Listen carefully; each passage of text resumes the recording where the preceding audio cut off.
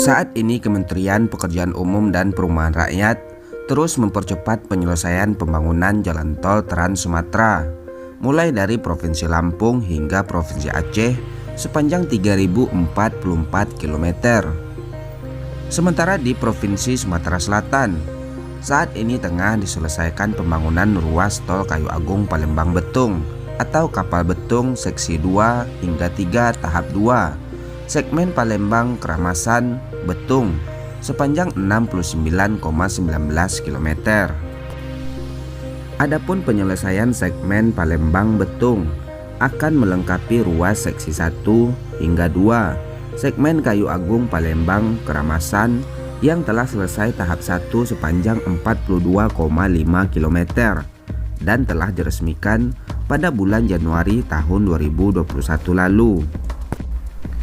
Sementara Sekretaris Badan Pengatur Jalan Tol atau BPJT Triyono Juno Asmono menyampaikan bahwa tol Kayu Agung Palembang Betung merupakan bagian dari koridor utama atau backbone jalan tol Trans Sumatera untuk meningkatkan konektivitas antara kota atau kawasan di Pulau Sumatera bagian selatan. Jalan tol ini akan mengintegrasikan konektivitas kawasan, memperlancar arus distribusi barang dari pusat industri di koridor Palembang hingga Jambi.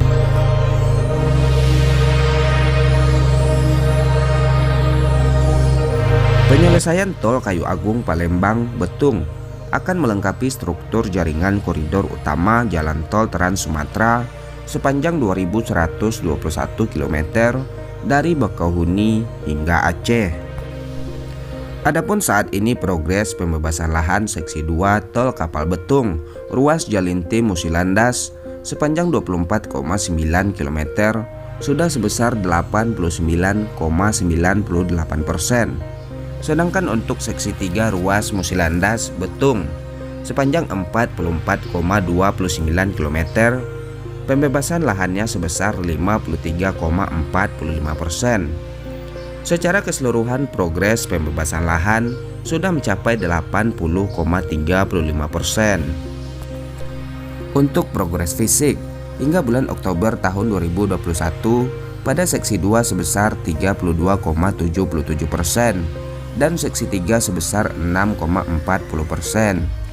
Adapun target penyelesaian konstruksi pada seksi 2 dan 3 sepanjang 69,19 km akan ditargetkan rampung pada bulan Agustus tahun 2023. Pembangunan ruas tol Kapal Betung dilaksanakan oleh Badan Usaha Jalan Tol atau BUJT PT Waskita Sriwijaya Tol dengan total investasi sebesar 22,17 triliun rupiah.